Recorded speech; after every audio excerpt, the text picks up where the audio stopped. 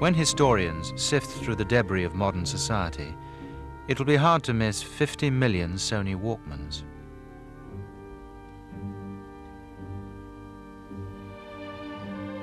On its 10th birthday, a monument was unveiled to celebrate its success in transforming the listening habits of people around the world.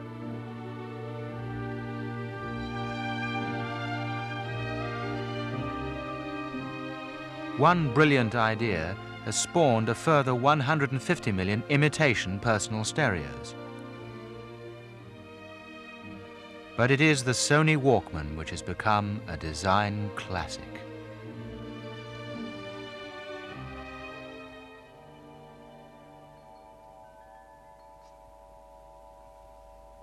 I'm often asked whether this is a Japanese or a Western product, and it's a measure of Sony's achievement in getting machines like this around the globe, creating a new type of object that, and I take no pleasure from saying this, I'm just acknowledging reality, is that nowadays anything as beautifully detailed, as small and as well made as this could come from nowhere other than Japan. They have the production process so completely organized and so slick. They didn't, there's this myth that the Japanese copied. They didn't copy. For 30 years after the last war, they invested all the money they had available for industry into production technology. And that's why creativity in Japan actually comes out of the factory floor. They can make anything. They can make any number of Walkmans now. And so the roots of the creativity really are not only in traditional culture, but in the means of production.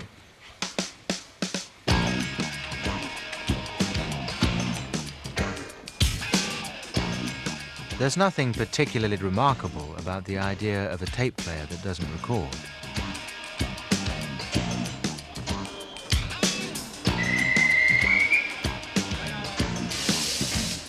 But the secret behind the success of the Walkman has roots deep in the Japanese psyche, with a history stretching back over 1,000 years. 都会というのはまあね、賑やかで自分に一人になりたいということもありますし、自分の空間をいかなる状況でも作りたいというのは、やはり人間のそういう思いだと思うんですよね。で、昔からね、そういう禅宗などというのはやはり座禅を組んだりね、じっとして自分の世界を作るとかね、こうやったわけですけど、そこが今日の良さでいろいろな、イノベーションがここにありますね。これをこう見つけて。で、ここにこれを刺してでこう入れて歩けば、ね、自分の世界になれるというこの知恵っていうのは大変な知恵だと思うんです。でちょうどここの床の間がありますけどね、これもねやはりここへ座ってそしてこのいい昔の人のメッセージ格言をずっと見つめてると自分の世界ができるというそういう禅の世界に近いと言ってもよろしいんですけど、それの禅はもう特別なお坊様みたいなだけの方だけのように見えますけど、実はそういう禅の心というのは、意外とウォークマンみたいな世界で自らの世界を自ら作ると、いかなるところにあっても自らの世界ができるんだと、非常に底辺でつながってるんじゃないかなというふうに僕は感じるんです。The man behind the Walkman is Akio Morita, the 15th generation heir of a sake brewing business, now chairman of Columbia Pictures, CBS Records, and the Sony Corporation of Japan. He is a symbol of their post-war economic miracle, and in Tokyo he is known as the samurai of the transistor.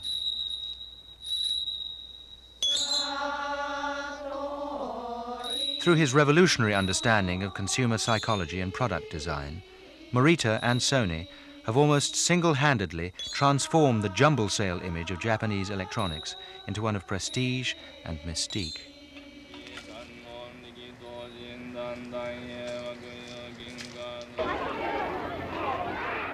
It was under the American occupation of post-war Japan that the infant Sony company first began.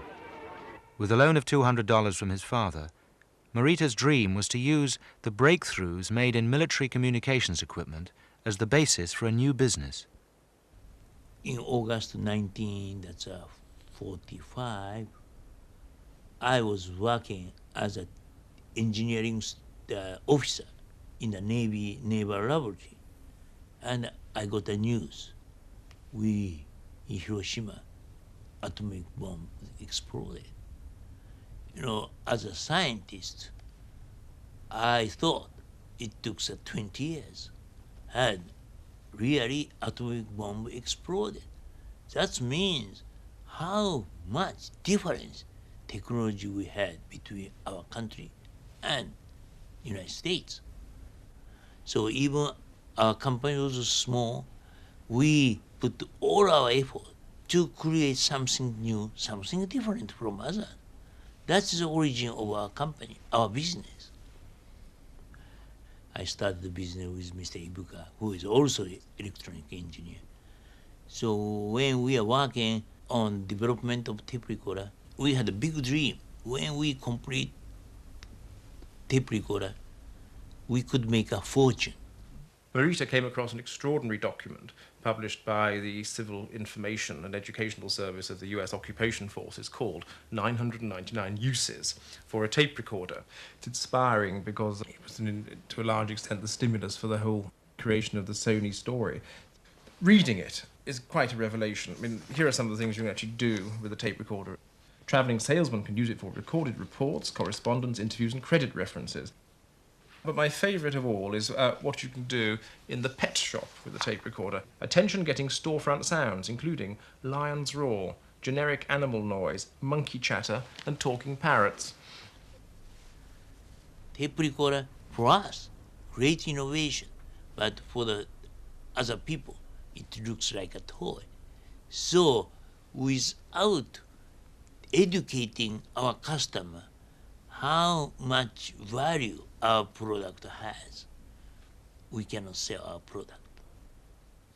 We move around in the country, visiting school, the village, and demonstrate our machine and teaching people how useful this tape recorder is.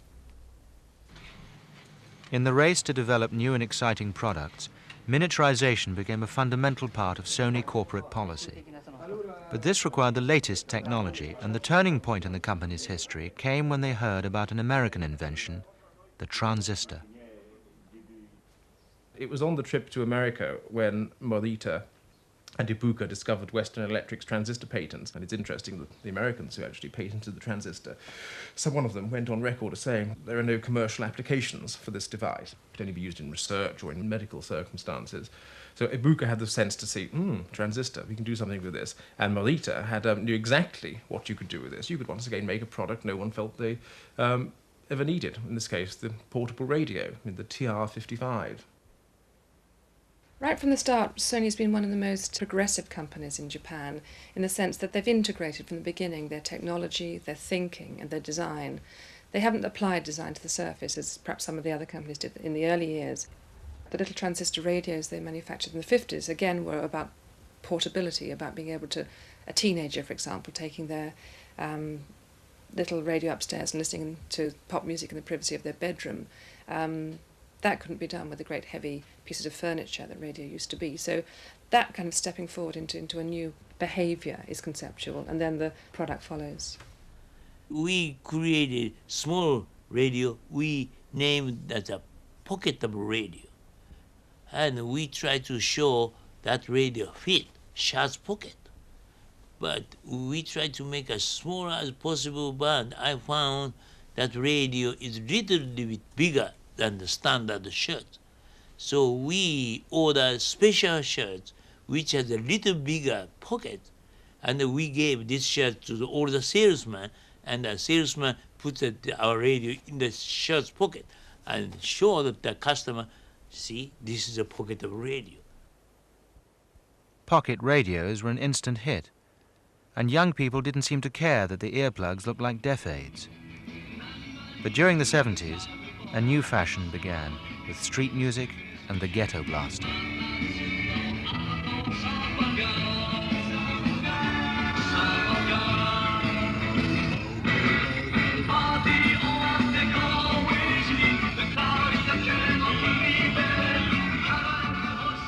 I have 3 children, 2 boys and 1 girl, and when I see them, they are always having music. When they walk, they carry the big stereo. When they are home, they are turning big sound at their home. And when we ride a car, they turn on the stereo all the time. But when they get off the car, they have to carry the big machine, the shoulder, and it's noisy and heavy. So I thought, if we got some machine to give a good stereo while people are walking, maybe that's a good idea, because I found youngster cannot live without music. それ前にこれはテープレコーダーと言ったんですね。テーププレイヤーっていう言葉なかったんですよ。ですね、録音のできない機械なんて売れるわけがないと思ってたんですね。ところがこれを再生の機械として作っていますと、非常にいい音がすると、どこでもこれはその音楽が聴けるんだと、しかも歩きながら何でもできるっていうことはですね、これは画期的なことだったんですね。しかしソニーは本当に言うとそれは分からなかった。売り出してみて初めて分かったんですね。しかも最初は売れなかったんですから。これが売れ始めたっていうのは、これを発売してから3ヶ月後だったんですね。だからそういう意味では、これは我々が計画して非常に詳細なプランのもとにやったもんではなくて、やってみたら売れたんだというのが本当に言うと真相だと思うんですね。There are a lot of benign myths going around.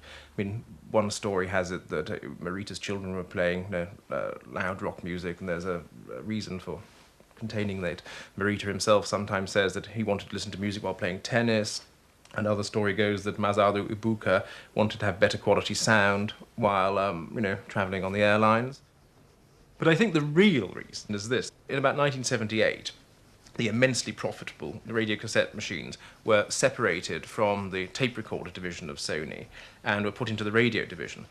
Japanese companies have often organized in divisions which compete ferociously, and the pride and honor of the tape recorder division depended on them coming up with a new product, and that was the Walkman. You are witnessing the ultimate miniaturization of the cassette player, the creation of microcircuitry, the smallest motor of its kind, the reinvention of the wheel. You are witnessing the birth of the Super Walkman from Sony. Never has so much genius been coaxed into so little space. Wherever you look in Japan, there's an intense desire to make things smaller. I mean, it's no mistake that the Japanese are, as far as I know, it's the only culture which has a poetic form which is restricted to 17 syllables, meaning the haiku.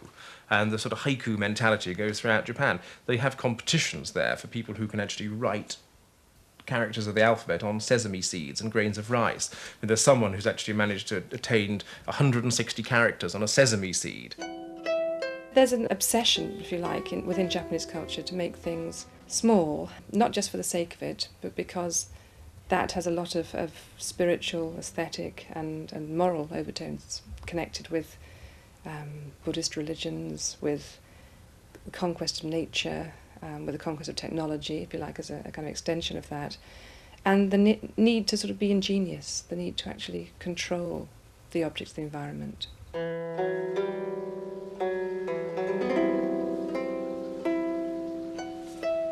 ウォークマンにしてもね、家電製品などというのは実は大変な我が国の日本の伝統が中に染みているんです。例えば今皆さんご覧になられているこの幕の内弁当なんですけど、これは本当にもう華やかでたくさんのそのおかずがこの中にあります。でつまり日本民族っていうのは欲が深い民族なんでしょうね。おごちそう一遍でたくさんいただきたいと、たくさんの種類のが食べたいと。でそれをどうやって上手にその箱の中に収めたらいいかということで長いこと考えて、そこに一つの美意識を見出したんですね。で、よく私たちも旅行します時にこれが幕の内弁当が出てくるんです。こんな綺麗な他に非常に単純にこう収められてるんです。それで、お客様がこう見てどんなのかなと思ってこの蓋をこう開けますと、びっくりするような景色がこう目の前にこう展開されるわけですね。このウォークマンというのは体の中にこう入れたいですね。そしてそのあちこち自由に持ち歩きたいということです。つまり、このウォークマンの中には、テープが入ってそれで操作しさまざまな操作ができるということです。そして、持ち運びが簡単であると。でかつまた情報がたくさん入ってるわけですね。でそういう面では、この幕の内弁当もたくさんの情報が入っていると。そして、この、弁当も、持ち運びが非常にその簡単であると、ね、それを置くのも簡単であると、そういう面でつながっております。でしたがって、このウォークマンの心、まあたまたまこれ四角くなっておりますけれど、本当にもう、まさに、同じ心がここに通っていると。The Japanese have a profound understanding of the principle of reductionism. It lies at the heart of their culture, from bonsai trees to miniature rock gardens. Reductionism became a way of life 2,000 years ago with the introduction of a rice agriculture from the continent. This forced a previously nomadic people to move to the small fertile plains that lie between the mountains and the sea. This constraint has had an enduring effect on the Japanese consciousness. Since then, an economy in the use of space has become both a necessity and a virtue. It is no accident that today the Japanese have surpassed the rest of the world in making intricately crafted high-tech products, from microchips to cameras and Walkmans. 大きな力を小さくして同じ力を持っているというところが盆栽の良さなんですね。でしたがってその自然にあるその景色風景をそのままこの小さくして風がねいかにも来るような感じがなっているというのは、大きなものも同じ力、小さなものを持っていると、小さいけど大きなものと同じ力があると、スモールバットパワフルというようなね、小さいけど力があると、そういうのが盆栽の良さなんですよね。例えば大きな電力会社、電力の工場がありますってかいの、それこんなぐらいの電力工場ができて、しかも、それだけの電力が出てくるとしたならば、これ素晴らしいことじゃないだろうかというような、そういう夢があって、その夢が、いろんな製品、ウォークマンでもそうですし、それからカメラでもそうですし、またこれはたまたまね、私のデザインした、CD カセットのプレイヤーですけど、これなんかとっても小さいんですけれど、すごくその、低音も非常に強いいい音が出ますし、これだけの小さなものですけれど、もう本当に大きな装置とはあんまり変わらないぐらいの力を持っているという、そういうところに盆栽の面白み、それから、幕の内弁当の、なんていうんですかね、その良さというのが発揮されているんじゃないかというふうに思っています。It's not just compactness that makes the Walkman so seductive. In transforming a plain box into a highly desirable personal possession, Sony's designers have paid great attention to detail and presentation. And there are interesting echoes of Japan's rich artistic traditions. で色ってやつは日本では昔からあんまりですね、たくさんの色を使わなかった傾向がある。黒とか白とか赤とか、そういう単純な色を使うと。だから我々の製品に黒っぽいものが多いっていうのはそのせいなんですね。それがあります、色的には。それともう一つあります。日本は畳マットとか障子とか襖とか、それとみんなが直線ですね、ストレートラインであるわけですね。でだからルイージ・コラーニさんみたいな三次曲線の紙がなかなか得意ではない。だからその意味で製品というのはどうしてもこういった直線になってくると。例えばこれ一番最初のウォークマンなんですけれども、みんながこういった直線なんですね。しかしこれだけではまずいだろうということで、最近はちょっとこういったその少し膨らんでるとかこういったことを加えてきましたけれども、しかしそれにしても基本はそういうことで、まず直線があって単純な色があって、それから小さく作るということがやっぱり日本人の一番のやっぱりそのデザインの根幹といいますか、デザインの元になっているというか、それは言えるような気がいたします。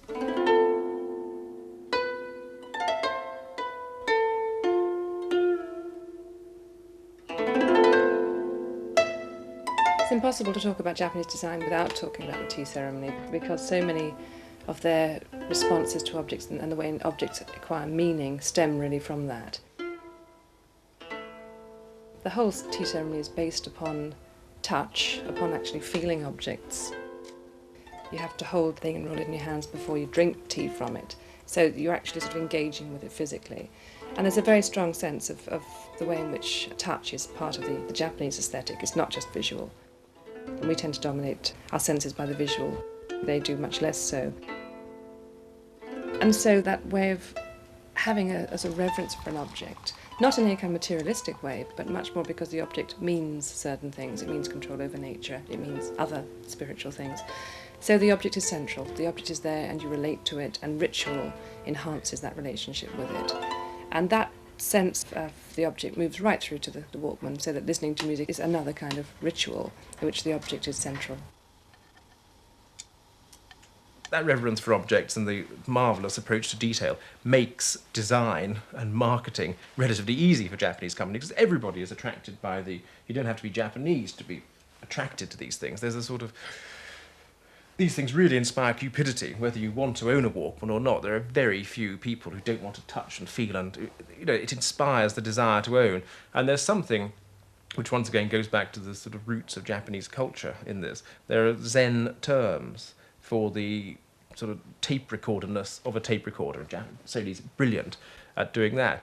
デザイナーっていうのはですね、要はみんなに一般に受けられるコンスーマーに受けられることを考えるわけですから、例えばこういうのって、持ちたいとか触りたいとか、可愛いとか、そういったことってだんだん大事になってきたんですね。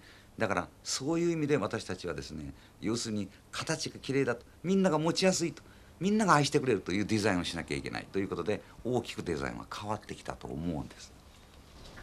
ウォークマンは従来、10年経つんですけれども、このカセットテープを包み込む形としてこの四角い形でこの10年間来ました。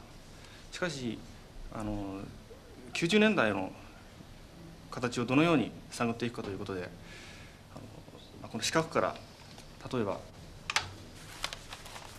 こういったような丸型のフォルム、こういうスタイルに展開できないかと。世界の丸い疑問はなんか、よく出てますけど、何も全部カセットをね包み込まなくてもいいかなっていう感じもして、やっぱりだいぶ大きくなっちゃうかなっていうのがあって、こういった四角いタイプですと、こういった角がありますね。ポケットに入れたとしても、こういったところが出っ張ってしまうと。これを少しでもメカを起こしながらこういったコーナーを取ることによって、よりその人間の体にフィットするといいますか、そういったフィットネスをキーワードにして次のウォークマンを提案していきたいと。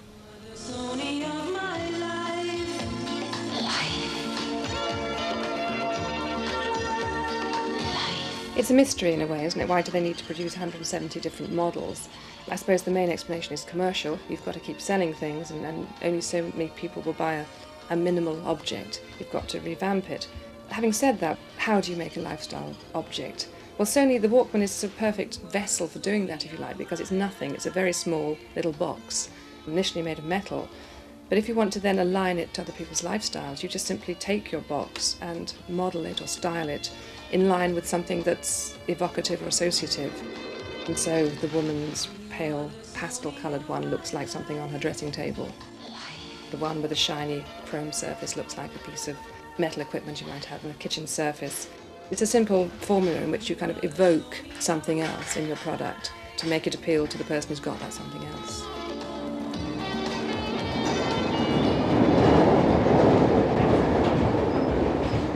The Walkman is not just a fashion item. For many Japanese, it's a polite but indispensable tool for tackling the stress of commuting life. 例えば通勤で朝満員電車ラッシュアワーの電車の中でウォークマンをしている人がかなりいますけれども、それはイギリス人が新聞を広げて隣の人と関係を断ったり、あるいはカバンを前に置いて隣の人との関係を断ったりするのととても似ていると僕は思います。それはウォークマンをかけることによって自分の内側を音でいっぱいにして、そしてそれは意味からするとこういう音で囲まれた新しいシェルターを作って隣の人と接しないようにする。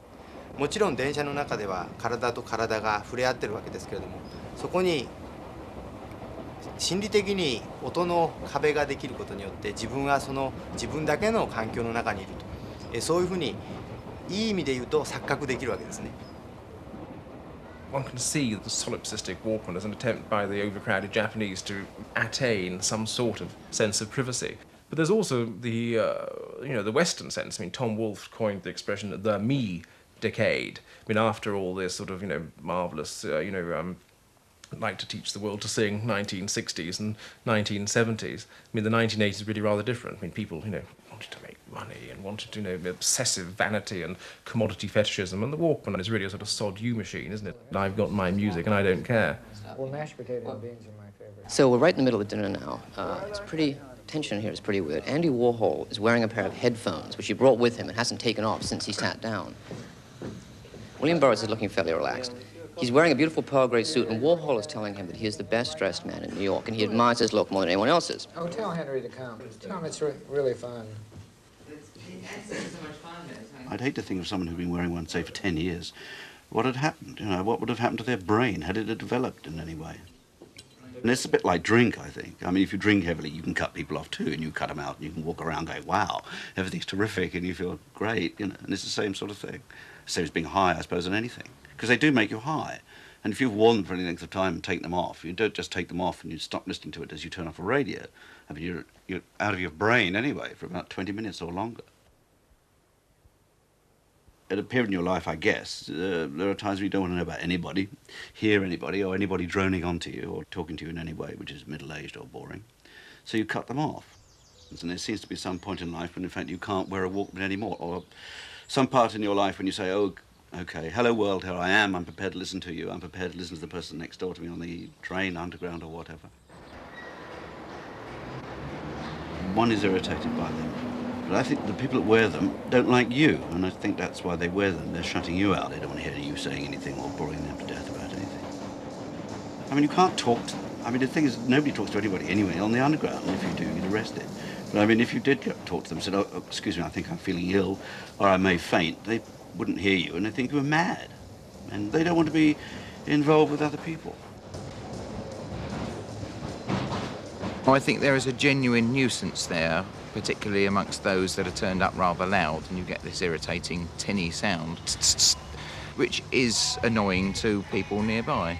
There was a fair degree of discontent amongst other passengers, and where there is a nuisance to other passengers, the matter is covered by a bylaw, which means that somebody creating a nuisance, whether it's by a Walkman or a radio or whatever, is actually contravening the law of the land, and so we felt it was necessary to take some action.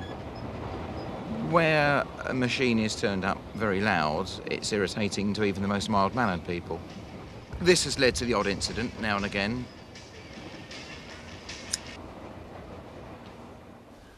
I don't know whether it's good for the people or bad for the people, but at least we gave the people some joy of enjoying the music for himself.